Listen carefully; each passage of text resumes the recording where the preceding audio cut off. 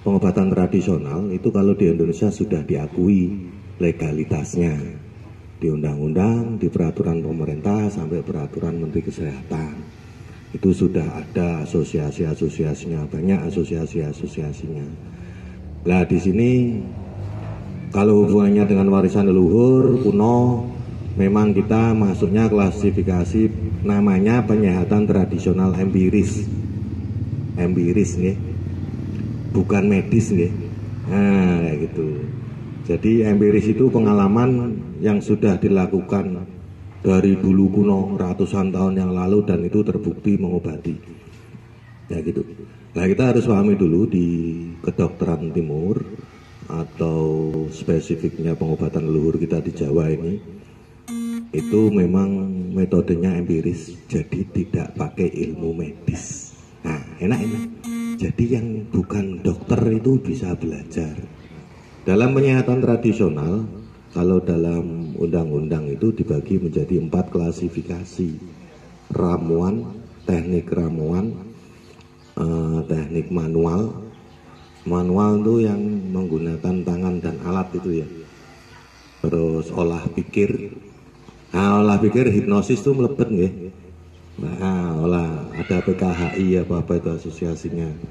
Nah di sini keroan pakai koin, berarti adanya keroan setelah ditemukannya koin, gitu. Nah, berarti ilmunya belum begitu lama.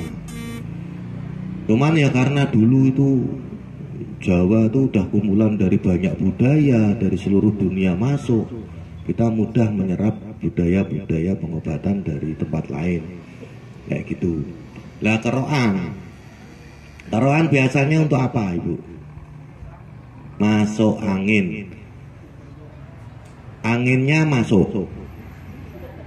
Nah, definisi masuk angin ada yang tahu? Mbaknya mungkin yang mahasiswa di belakang. Masuk angin itu apa? Ketika dosen pada saya itu masuk angin. Gejala masuk angin pripun Ibu? Meh gelegean angel gitu. Ngeluh, kembung, gelier, meriang. Ya. Itu sebenarnya istilah kedokteran timur. Kami menyebutnya penyakit angin, patogen Fong. Kalau di Cina namanya Fong. Makanya memang ada namanya penyakit angin. Itu penyakit eksternal. Jadi penyakit itu ada 2 yang dibagi, penyakit eksternal dan penyakit internal. Penyakit eksternal itu penyakit karena luar, itu karena cuaca. Itu ada angin, panas, dingin, lembab, kering, api. 6 iblis pengganggu energi manusia. Nah, bahasa Cinone kayak gitu. 6 iblis. Bahasa namung bahasa aja.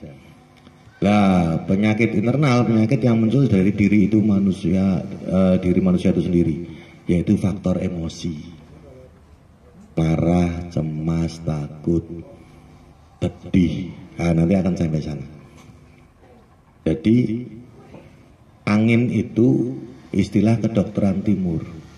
Nah dokter ya nggak tahu, memang nggak ada teorinya. Di kedokteran barat tidak ada. Ini memang kedokteran timur. Kalau jenengan tanya ahli akupuntur atau sinse pasti tahu. Memang itu diajarkan secara formal. Lah angin ini ada 2 sebenarnya Ibu. Ada masuk angin, ada angin panas, ada angin dingin. Secara sederhana ada 2. Walaupun nanti ada angin panas lembab, angin dingin lembab, angin dingin kering, itu mboten usah mawon. Sing paling sederhana.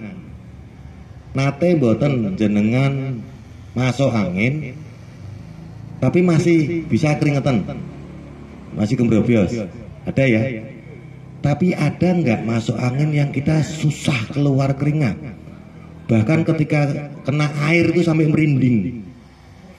Ya, sampai merinding kalau kena angin atau kena air dan nggak bisa keluar keringat. Kan kayak gitu. Nah, itu menunjukkan 2 kondisi angin yang berbeda. Kalau masih keluar keringat, itu namanya angin panas. Kalau sulit keluar keringat, tidak bisa keluar keringat dan sangat kedinginan. Jadi suhu itu panas, suhu tubuhnya panas di atas 37. Tapi kita merasa kedinginan, menggigil. Nah itu angin dingin. Ini obatnya atau herbalnya pun berbeda. Ini yang menarik. Kita bahas kerokan sekarang. Kembali ke kerokan. Pernah nggak ada yang dikerok itu merah, ada yang dikerok tidak merah? Itu kondisi yang berbeda sebenarnya. Wongnya podo loh ada. Loh, wingi kae kowe tak keroki abang kok saiki ora ya? Nah, kalau tidak merah itu berarti dingin. Kalau dia habis dikeroki merah itu berarti panas. Kayak gitu. Kenapa? Merah itu kan panas, apalannya kayak gitu aja ya. Kayak api kayak gitu.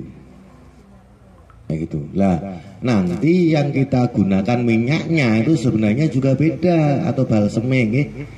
Rata-rata balsemnya rasanya apa? Panas. Panas atau dingin, Pak? Panas. Bingung kan? Kita oles balsem panas, ketika kena air dingin, itu namanya balsem tipe dingin. Aslinya itu dingin. Tapi coba jenengan oles jahe. Jahe diparut dibobokke, kan panas. Dikasih air tetepnya panas. Ini yang banyak kita dereng begitu paham. Kalau kerokan orangnya tipenya dingin, ketika menggigil tadi itu pakainya balsemnya atau minyaknya yang panas. Jadi ada istilah keseimbangan. Ketika kita kepanasan ya didinginkan, ketika kedinginan dipanaskan. Itu kalau di Cina namanya yin yang. Kalau di Jawa namanya lingga dan yoni. Lingga yoni itu bukan hanya laki-laki perempuan ya, berpasang-pasangan maksudnya. Kalau dalam Islam Al-Quran disebut berpasang-pasangan. Ada panas, dingin, lembab, kering, siang, malam, laki-laki perempuan. Itu hukum alam keseimbangan. Jadi kalau masuk angin yang menggigil itu berarti angin dingin kan begitu. Berarti harus dipanaskan. Cari aja balsem yang tipenya panas murni. Cirinya ketika dioles dia panas, kasih air tetap aja panas. Kalau bingung pakai jahe. Jahe dicampur itu minyak lengok lentik nggih boleh, atau minyak zaitun boleh. Itu kan dinyet-nyet terus itu yang buat kerokan. Atau nanti sisanya bisa dibobokkan di punggung. Kalau orangnya yang masuk angin yang menggigil dikasih itu enak.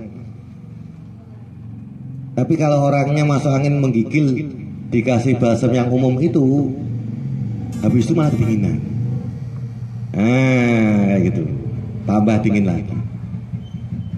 Lah letaknya balsem yang sifatnya saya tadi bilang dingin, ketika jenengan masuk angin masih ada keringat.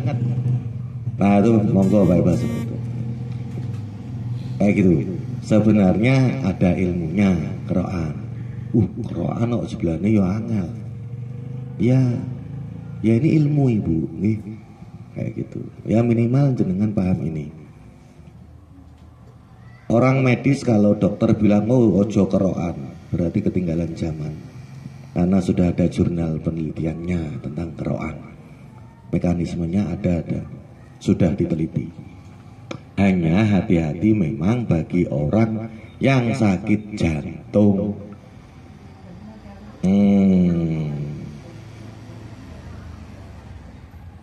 Yang hati-hati itu sebenarnya bukan kerokannya biasanya, tapi bahan yang digunakan, balsem atau minyaknya ini. Jantung itu rata-rata penyakit jantung itu jantung dingin bahasa kami. Jantungnya itu udah dingin, dikeroki. Ketika dikerok itu kan buka itu kan pori. Lah minyaknya atau balsemnya masuk. Lah pakainya balsem yang sifatnya juga dingin. Akhirnya berhenti jantung. Wis dingin didinginkan lagi, tek mandek. Kayak gitu. Nah, bicara tentang itu. Terus jamune nopo? Kenapa saya banyak bahas masalah masuk angin? Ternyata masuk angin itu penyakit yang paling banyak diderita sama manusia, terutama orang kita. Gitu. Paling banyak itu. Paling sering. Jenengan taruhlah umur 40 atau 50 tahun kena masuk angin. Setahun itu berapa kali sih? Oh iya banyak kali. Banyak kali. Dino ping telu. Wah we. Ya. Lo ketika bisa gelegean itu mah lega, itu bagus.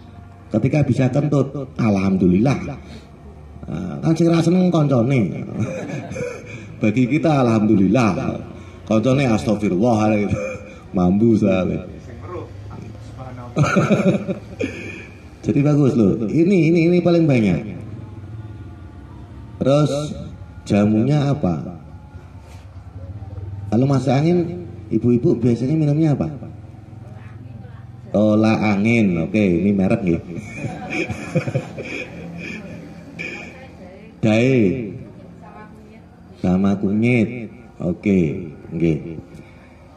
Nah, tolak angin itu sebenarnya ramuannya untuk angin panas. Dia sifatnya dingin. Makanya kan adem. Nah, kayak gitu nih. Jahe oke. Jahe itu pengusir angin dingin. Nah, dia sifatnya panas. Itu bagus. Nah, orang bilang vitamin C, karena ada yang bilang vitamin C. Ya boleh, itu dengan pendekatan biokimia, farmasi. Vitamin C itu sebenarnya untuk angin panas. Vitamin C itu sifatnya dingin. Makanya termasuk jeruk itu sifatnya dingin. Kalau jenengan sering kedinginan, jangan banyak makan jeruk.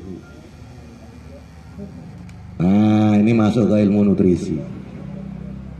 Jadi jahe tadi, ketika jenengan masuk angin yang dingin, yang menggigil itu, minumnya jahe. Atau ketika cuaca kayak gini, hujan, ya dingin, minum jahe. Ketika jenengan sumuh awan-awan panas itu, minum jahe ya nggak enak bu, di tubuh garing ininya. Makanya sebenarnya herbal atau jamu semua ada indikasi dan kontraindikasi. Maksudnya apa? Ada efek sampingnya.